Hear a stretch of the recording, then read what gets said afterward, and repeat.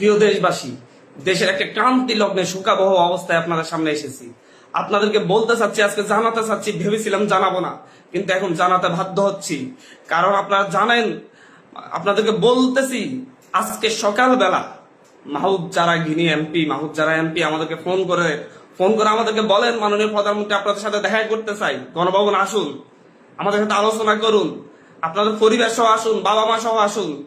আমরা প্রত্যাখ্যান করেছিলাম, বলেছি ওনার হাতে আমাদের ভাইদের রক্ত লেগে আছে, ওনাকে বলুন সেই হাত পরিষ্কার করতে, তারপর কেবল আমরা আসবো, তারপর আমরা তার সাথে কথা বলবো কিনা ভেবে দেখবো। আবারও বলতেছি, আজকে সকালবেলা তিনি আমাদেরকে রক্তখ্যাগো প্রধানমন্ত্রী আমাদেরকে আহ্বান করেছিলেন ওনার সাথে আলোচনা করার জন্য গণভবনে যেতে। আমরা বলেছিলাম, আমি আমার জায়গা থেকে বলেছি যে উনি বলেছিলেন আমার বাবা মা সহ যেন যাই। আমি বলেছি যে হচ্ছে ওনার হাতে আমার ভাইদের রক্ত লেগে আছে, ওনাকে বলুন সেই রক্ত পরিষ্কার করতে, তারপর কেবল আমরা ভাববো ওনার সাথে দেখা করব কিনা। কিন্তু দুপুর না হতেই উনি সেই একই কাজ শুরু করেছেন, আবার আমাদের ভাইদেরকে হত্যা করেছেন, আবার আমাদের ভাইদের রক্ত জড়িয়েছেন। উত্তরায়, খুলনায়, হবিগঞ্জে, টাঙ্গাইলে, সিলেটে আমাদের ভাইদেরকে হত্যা করা হয়েছে। আজকে প্রায় 7-8 জন ভাইকে হত্যা করা হয়েছে, শিশুকে হত্যা করা হয়েছে সিলেটে। আবারও উনি রক্তের খেলায় মেতে উঠেছেন। একটা রক্তখাগ্য সরকার কিভাবে ক্ষমতায় থাকছে, কিভাবে থাকতেছে আমরা বুঝতে পারতেছি না। এই দেশের মানুষ রাস্তায় নামবে, খালি হাতে নামবে, উনি ডিরেক্ট গুলি করে মেরে ফেলবেন। বাচ্চা বাচ্চা ছেলেদেরকে মারতেছেন, পাতার খুলি উড়াইয়া দিচ্ছেন। এগুলো কোন ধরনের অফিসার ভাবে বাস করতেছি? এটা কোন ধরনের রাষ্ট্র? সভ্য রাষ্ট্র? এই রাষ্ট্রের মানুষজন কি মরে গেছে? আর আমরা কি আর বেঁচে থাকার অধিকার রাখি না? প্রতিটা মানুষ কি ওনার কাছে জিম্মি হয়ে আছে? যাকে ইচ্ছে তাকে হত্যা করবে, যাকে ইচ্ছে তাকে খুন করবে? এটা চলতে পারে না। এর বিরুদ্ধে আমাদেরকে ঐক্যবদ্ধ লড়াই করতে হবে। আমরা বৈষম্য বিরোধী ছাত্র আন্দোলনের পক্ষ থেকে স্পষ্ট ঘোষণা করতেছি, আগামী কালকে সারা দেশে প্রতিটা পাড়া মহল্লায় প্রতিটা জায়গায় বিক্ষোভ কর্মসূচি পালিত হবে।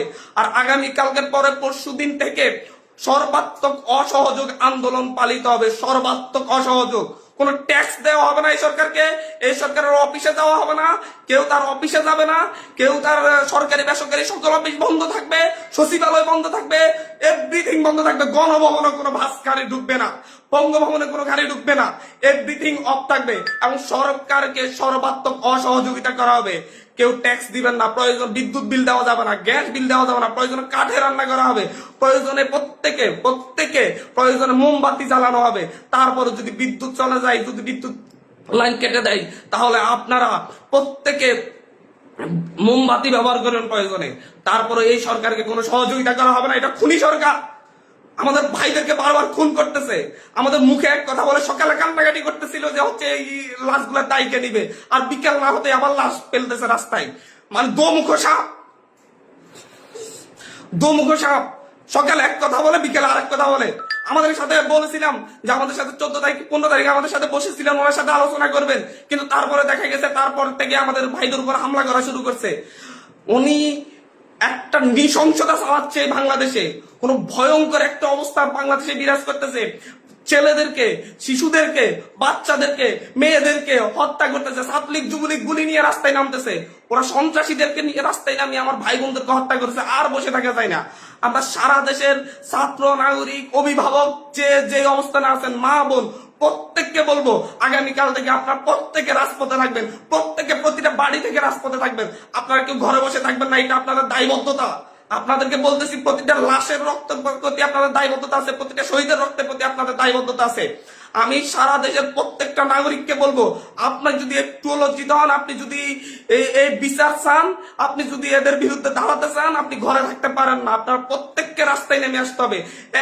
প্রতিটা সিঙ্গেল মানুষকে আপনি প্রয়োজন আপনার বিল্ডিং এর নিচে এসে অবস্থান করুন, বিল্ডিং এর সবাই মিলে, বিল্ডিং কমিটি, প্রতিটা ভবনের কমিটির আপনারা মিটিং ডাকুন, মিটিং ডেকে সিদ্ধান্ত নিন, সবাই একত্রিত হয়ে নামবেন। প্রতিটা মহল্লায় আপনারা সিদ্ধান্ত নিন, আপনারা প্রত্যেকে একত্রিত হয়ে নামবেন, রাস্তায় থাকবেন যতক্ষণ পর্যন্ত না এই রক্তখ্যাগো তার কাজ বন্ধ না করে, এবং এই রক্তখ্যাগো যেন না থাকতে পারে। স্পষ্ট বার্তা। বারবার ছাত্রদেরকে হত্যা করবে, নাগরিকদেরকে হত্যা করবে, বারবার এই দেশের মানুষকে হত্যা করবে, আবার সেই ক্ষমতায় বসবে, আমার ট্যাক্সের টাকায় গাড়িতে চলবে। যাদের ট্যাক্সের টাকায় উনি গাড়িতে চলেন, সেই ট্যাক্সের টাকায় যে ট্যাক্স, সেই নাগরিকদেরকে হত্যা করবেন বারবার, এবং ক্ষমতায় বেশে উনারা ওনাদের মতো করে আবার হাস্যরস সৃষ্টি করবেন, নাটকবাজি করবেন, এটা আর চলতে দেয়া যাচ্ছে না, এটা আর চলতে দেয়া যাবে না। আপনাদেরকে বলতেছি এটা আর চলতে দেয়া যাবে না। প্রত্যেকে নিজ নিজ অবস্থান থেকে নেমে আসবেন। প্রতিটা ঘর মহল্লা, প্রতিটা পাড়া, প্রত্যেকটা মানুষ আপনারা রাস্তায় নামবেন। কালকে সারা দেশে বিক্ষোভ মিছিল অনুষ্ঠিত হবে হত্যাকাণ্ডের বিরুদ্ধে, এবং পরশুদিন থেকে সর্বাত্মক অসহযোগ আন্দোলন চলবে। কোন ধরনের সহযোগিতা করা হবে না। প্রত্যেকটা দল, প্রত্যেকটা মতের মানুষকে বলবো আপনারা সংগঠিতভাবে ঘোষণা দিন। প্রতিটা দলকে বলবো, বিএনপি হোক, বাম হোক, ডান হোক, যত দল আছে প্রত্যেকটা দলের প্রতি উদাত্ত আহ্বান। ধর্মভিত্তিক দল হলে ধর্মভিত্তিক দল, ডান দল হলে ডান দল, বাম দল হলে বাম দল, জাতীয় ঐক্যমতে প্রত্যেকে রাস্তায় নেমে আসবেন। প্রত্যেকে রাস্তায় নেমে ঐক্যবদ্ধভাবে আপনারা জানান দিবেন এইটা বাংলাদেশে চলতে পারে না, কোনো রক্ত খেকো এইভাবে থাকতে পারে না, বারবার রক্ত জড়িয়ে তারা ক্ষমতায় থাকবে তা হতে পারে না। তিনি আজকে সকালে আমাদেরকে বলেছেন, আমাদেরকে দাওয়াত করতেছেন যে আমার বাবা মাকে নিয়ে আমি ওনার গণভবনে যেতাম, যে ওনাদের সাথে আলোচনা করতাম। জাস্ট একটা কথাই বলেছি, ওনার হাতে আমার ভাইদের রক্ত লেগে আছে, উনি ওই রক্তাক্ত হাত পরিষ্কার করুন, তারপর আমরা গণভবনে যাবো কিনা ভেবে দেখবো। কিন্তু তিনি তো রক্তাক্ত হাত পরিষ্কার করার সিদ্ধান্ত নেনই নেই, তিনি বরং আরো রক্ত জড়ানোর পথ বেছে নিয়েছেন।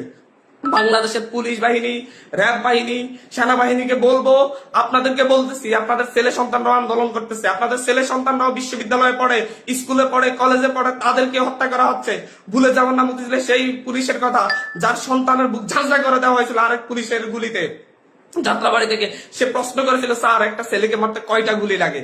সো আপনাদেরকে বলতেছি, আপনারা জনগণের পাশে দাঁড়ান। পুলিশ বাহিনীকে বলবো আর গুলি ছুটবেন না, দয়া করে আমরা আপনাদেরই সন্তান, আপনাদেরই ভাই, আপনাদেরই অনুজ, আপনারা আর গুলি ছুটবেন না, আপনারা বন্ধ করুন, আপনারা এই সরকারকে অসহযোগিতা করুন।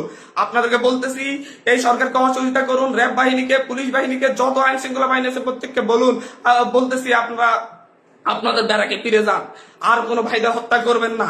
আমাদের আন্দোলন শান্তিপূর্ণ ছিল, শান্তিপূর্ণ থাকবে।